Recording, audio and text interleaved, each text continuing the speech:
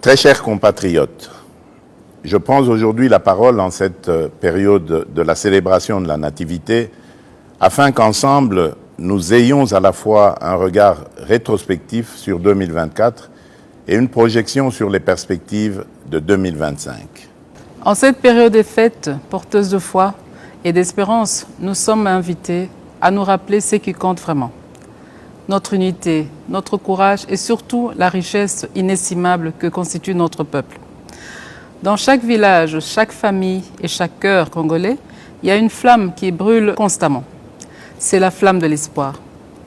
Dans la souffrance comme dans l'adversité, cette flamme continue de nous guider. Nous avons tout à gagner, à espérer des lendemains meilleurs, de garder la foi malgré tout. Mes très chers compatriotes, nous sommes un peuple résilient. C'est ici l'occasion pour moi de saluer l'engagement et le travail exemplaire de nos héros du quotidien, notamment le personnel soignant qui continue à sauver des vies avec un dévouement admirable, nos enseignants qui forment les générations futures malgré des conditions souvent difficiles, à nos gardiens de la paix qui veillent à la sécurité de nos communautés avec courage et détermination.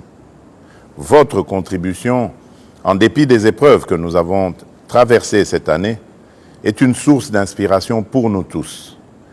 Grâce à vous, notre nation reste debout et avance. Nous vous en sommes profondément reconnaissants. L'année 2024 n'a pas été exempte de difficultés. À l'Est, nos compatriotes sont sous le coup d'une menace existentielle imposée par des forces d'agression. Les difficultés sociales pèsent lourdement sur de nombreuses familles et nos villes sont confrontées à l'insécurité urbaine et à des embouteillages qui testent au quotidien notre patience. À celles et ceux qui ont perdu des êtres chers, aux déplacés internes arrachés à leur foyer, aux valeureux patriotes résistant aux Wazalendo et aux vaillants soldats qui, au péril de leur vie, défendent avec honneur notre souveraineté, nous exprimons toute notre compassion, notre profonde gratitude et notre immense respect.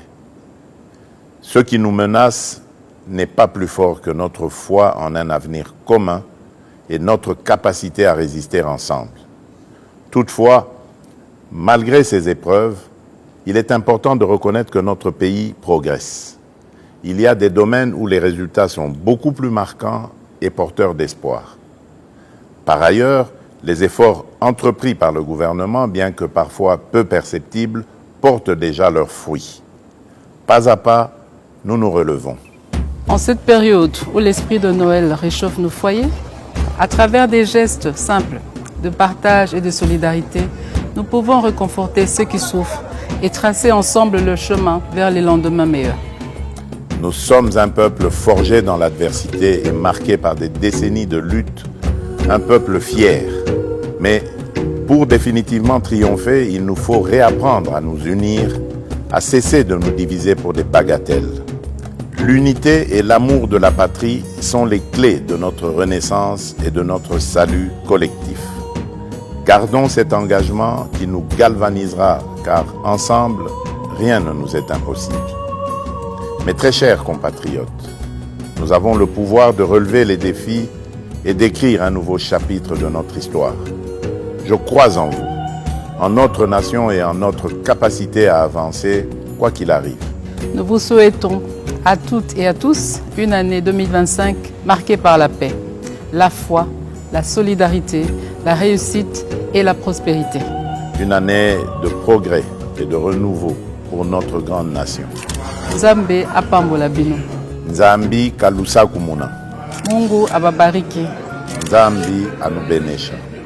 Joyeux Noël et bonne année à toutes et à tous.